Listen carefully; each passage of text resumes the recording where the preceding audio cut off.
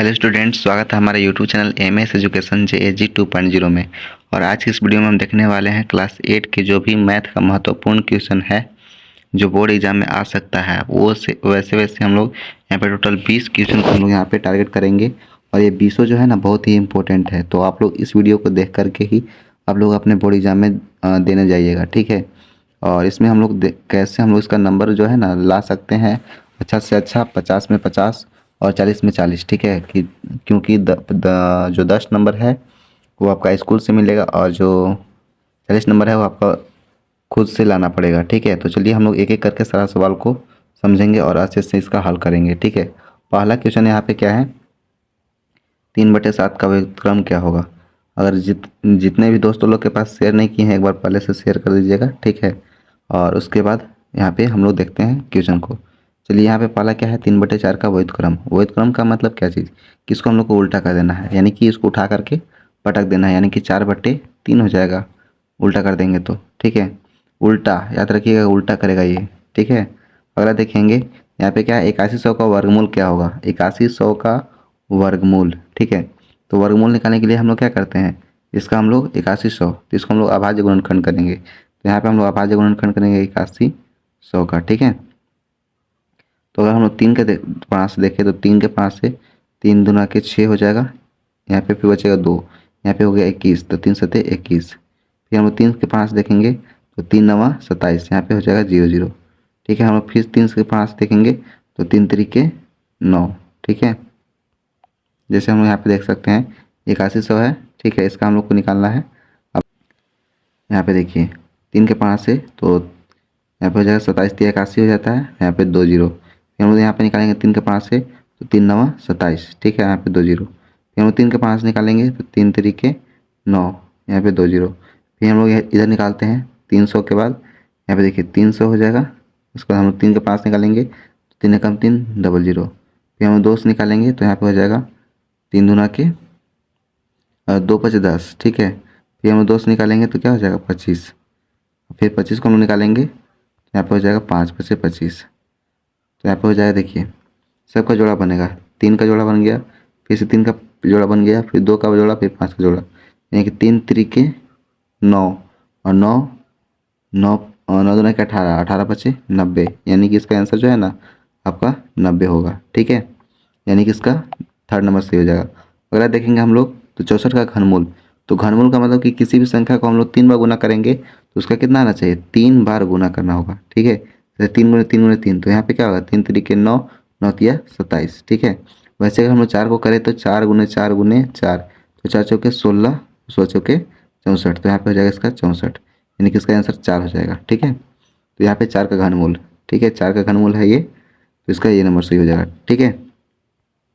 और अब पूछा है कि 999, ठीक है, 999, इसका मान कितना है 0, इसका वैल्यू कितना होगा 1, ठीक है। किसी भी संख्या का अगर वैल्यू अगर 0 होता है और पावर अगर 0 होता है उसका वैल्यू कितना होता है 1। चलिए अगला प्रश्न को देखेंगे हम लोग, यहाँ पे 5वां नंबर, ठीक है। इसका व्यापक रूप देखना है, यानी कि इसको हम लोग गुना करने पर ये चीज़ ज़्यादा आना चाहिए। यहाँ पे देखिए 10 3 30 हो जाएगा और 30 + 9, यहाँ पे कितना होगा 39, ठीक है। तो आपका 39, यानी कि आपका तीसरा नंबर जो है सही हो जाएगा। अगला प्रश्न देखेंगे हम लोग, एक पदी व्यंजक, ठीक है, एक पद में व्यंजक देखना है। तो एक पद में मतलब कि क्या, सिर्फ एक ही पद है, ठीक है। इसमें हम लोग अगर प्लस माइनस अगर बीच में आ गया तो आपका क्या हो जाता है 2 पद, ठीक है। तो आपका ये 2 नंबर सही हो जाएगा, ये आपका एक पदी में व्यंजक है। अगला हम लोग प्रश्न को देखेंगे तो यहाँ पे x-3, ठीक है, और यहाँ पे है 12 + 2x का योगफल, ये दोनों को जोड़ना है, यानी कि x-3 यहाँ पे जोड़ना है हम लोगों को कितना 12 + 2x, ये दोनों को जोड़ना है। तो यहाँ पे देखिए x वाला को x से जोड़ेंगे तो 2x है, यहाँ पे x है, तो यहाँ पे क्या हो जाएगा 3x, ठीक है। यहाँ पे 12 है, यहाँ पे 3 है, तो यहाँ पे प्लस, यहाँ पे माइनस, प्लस माइनस क्या होता है माइनस। तो 12 में से 3 गया तो कितना बचेगा आपका 9, यहाँ पे प्लस का 9, यानी कि 3x + 9 जहाँ पे होगा वो आपका सही आंसर हो जाएगा, 3x + 9, यानी कि बी नंबर आपका सही आंसर हो जाएगा। अगला देखेंगे हम लोग, इसमें क्या पूछा गया है, x² - 9 का गुणनखंड होगा, इसका गुणनखंड पूछा गया है। तो इसका हम लोग गुणनखंड देखें तो यहाँ पे आपका 3 नंबर सही हो जाएगा। अब कैसे होगा इसको हम लोग भी देखेंगे, ठीक है।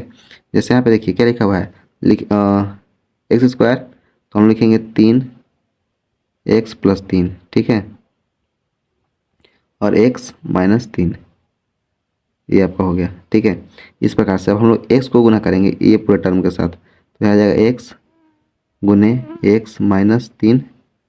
ठीक है, यहाँ पे हो जाएगा एक बार x, यहाँ पे प्लस में सॉरी -3 है ना, चलिए इसको साफ साफ फिर से एक बार लिखते हैं, x प्लस 3 और हो जाएगा x माइनस 3, इसको आपस में गुना करेंगे। ठीक है, तो गुना करने पे यहाँ पे क्या हो जाएगा x माइनस 3, उसके बाद प्लस का ये 3 है, इसको हम लोग गुना करेंगे तो प्लस का 3 यहाँ पे लिख देंगे और इसको गुना करेंगे ये वाला टर्म के साथ, तो यहाँ पे हो जाएगा x माइनस 3।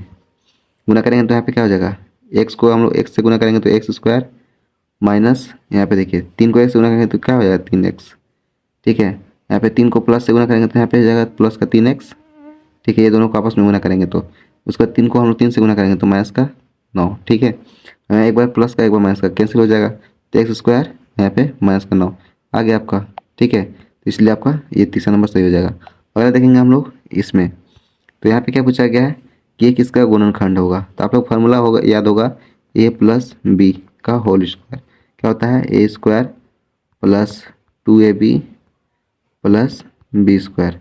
ठीक है, लेकिन हम लोग को यहाँ पे और थोड़ा सा तोड़ दिया है। ठीक है, इसको हम लोग कैसे लिख सकते हैं, a प्लस बी को का होल स्क्वायर, इसको हम लोग ऐसे लिख सकते हैं a प्लस बी और फिर से a प्लस बी, इस प्रकार से लिख सकते हैं। होल स्क्वायर का मतलब इसको 2 बार लिख सकते हैं। ठीक है, तो इसका आपका जो है ना ए नंबर सही हो जाएगा।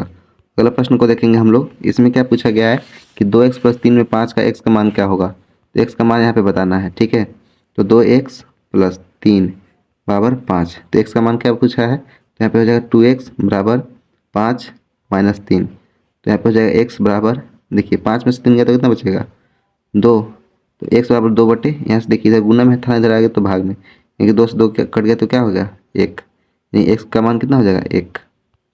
यहाँ पे एक कहीं पे दिया हुआ है, हाँ आपका ये सही हो जाएगा। अगला प्रश्न को देखेंगे हम लोग, इसमें क्या बताएगा कि एक संख्या x और 5 का योग को क्या करते हैं, समीकरण बनाना है। ठीक है, योग करना है, योग मतलब होता है जोड़ना, योग मतलब क्या होता है जोड़ना। ठीक है, योग मतलब जोड़ना, यानी कि x प्लस 5 बराबर 12। ठीक है, यही आपका समीकरण हो जाएगा 2 नंबर, सॉरी प्लस करना है ना योग, तो यहाँ पे देखिए ये तीसरा नंबर x प्लस 5 बराबर 12। ठीक है, अगला प्रश्न को देखेंगे, क्या बताया गया है कि 50 विद्यार्थियों का 72% जो गणित विद्यार्थी हैं वो क्या करते हैं, गणित में रुचि रखते हैं, कितने प्रतिशत विद्यार्थी जो है गणित में रुचि नहीं रखते हैं। तो इसको हम लोग को हल करने के लिए क्या करना होगा, बस कुछ नहीं, जो प्रश्न है उसी को हम लोग लिख देंगे। ठीक है, तो 50 का 72%। ठीक है, तो 50 का मतलब कि होता है गुना, इसका 72%, 72 बटा में 100 हो जाएगा। प्रतिशत का मतलब क्या होता है, यहाँ पे देखिए एक यहाँ पे बिंदु होता है ना, एक यहाँ पे, इसका मतलब 100। ठीक है, तो हम लोग ऐसे करेंगे, 1 0 से 1 0 कैंसिल, यहाँ से 2 बार में इसको काटेंगे तो कितना टाइम में कटेगा, यहाँ पे 2 2 3 6। ठीक है, और रुकिएगा इसको हम लोग फिर से देखते हैं, तो यहाँ पे कितना है 72 है ना, तो 72 गुने 50 बटा में यहाँ पे हो जाएगा 100। ठीक है, तो 1 0 से 1 0 कैंसिल, 5 के 5 से 5 के 10, 2 के 5 से काटेंगे तो यहाँ पे कितना होगा 36। ठीक है, यहाँ पे हो जाएगा 36। ठीक है, 36 आ गया, लेकिन यहाँ पे 36 आंसर तो नहीं है, तो एक और आंसर हो जाएगा। ठीक है, इसमें से हम लोग क्या कर सकते हैं, घटा सकते हैं। कैसे घटा सकते हैं, जैसे यहाँ पे देखिए जो प्रतिशत दिया है ना उसको हम लोग घटाएंगे। कैसे घटाएंगे, तो यहाँ पे देखिएगा 72 है ना, तो यहाँ पे क्या करेंगे 100 माइनस 72, कितना हो जाएगा आपका 28 आ जाएगा। ठीक है, 28%, क्योंकि आपका पूरे 50 जो है वो कितना है 100% है। ठीक है, इसलिए आपका 28 जो है ना इसमें नंबर। अगला प्रश्न को देखेंगे हम लोग, 16 पेंसिल का मूल्य 64 रुपया है, तो 144 पेंसिल का मूल्य कितना प्राप्त कैसे कर सकते हैं। तो यहाँ पे हम लोग प्राप्त करेंगे, जैसे यहाँ पे देखिए 16 पेंसिल का मूल्य दे दिया गया है ना, तो लिखेंगे 16 पेंसिल बराबर कितना हो जाएगा 64 रुपया, तो एक पेंसिल बराबर 64 बटा में, सॉरी अब लिखेंगे 64 बटा में 16, 16 चौके 64, यानी कि एक पेंसिल का दाम कितना है 4 रुपया। ठीक है, तो बताया गया कि 144 रुपये में कितना होगा, इसको भाग देंगे, 144 को भाग दे देंगे 4 से, ठीक है, क्योंकि 4 रुपये का एक पेंसिल आ रहा है। तो यहाँ पे भाग देंगे तो कितना, 4 के पढ़ा में 4 3 12 हो जाएगा, 2 बचेगा यहाँ पे होगा 24, तो 6 5 30, सॉरी 6 चौके 24 यानी कि 6, ठीक है, 36 हो गया। 36 पेंसिल हमको मिलेगा, ठीक है। इसका आपका हो जाएगा तीसरा नंबर। चौथा नंबर हम लोग प्रश्न को देखेंगे। इस प्रश्न में देखिए, एक आपको चित्र दे दिया गया है, ठीक है, इसमें x का मान बताना है। तो x का मान निकालने के लिए हम लोग क्या करते हैं, ये जो बार बार जो मान दे दिया गया है इसको हम लोग जोड़ देंगे, यानी कि 140 प्लस 120 प्लस x बराबर 360, ठीक है। इसको हम लोग 360 ला देंगे। तो हम लोग यहाँ पे देखिए, अगर 360 अगर ला देंगे तो हमारा आंसर आ जाएगा। तो 140 और 120 को जोड़ेंगे तो कितना हो जाएगा, 260। कितना हो जाएगा, 260। अब यहाँ पे हम लोग 360 में से हम 260 घटा देंगे, ठीक है, तो हो जाएगा x बराबर 360 माइनस 260, ठीक है। तो आपका क्या हो जाएगा, x बराबर 100। इसका जो है ना आपका आंसर जो है वो आपका ये 1 नंबर सही हो जाएगा। अगला प्रश्न को हम लोग देखेंगे। तो अगला क्या है, इनमें से कौन जो त्रिविमीय नहीं है, ठीक है, त्रिविमीय नहीं है। तो इसमें से आपका कौन सा, देखिए घन, घन भी आपका इसका में 3 विमीय होता है ऐसे, ठीक है। इसका L into b into h होता है, तीनों चीज़, ठीक है। उसका घनाभ, ठीक है, घन और घनाभ इसी प्रकार से होता है, ये बड़ा थोड़ा हो जाता है ऐसे, ठीक है। अगला क्या है, गोला। तो गोला में यहाँ पे कुछ भी नहीं होता है, यहाँ पे पाई और आर होता है बस, ठीक है। अगला क्या है आपका, त्रिभुज।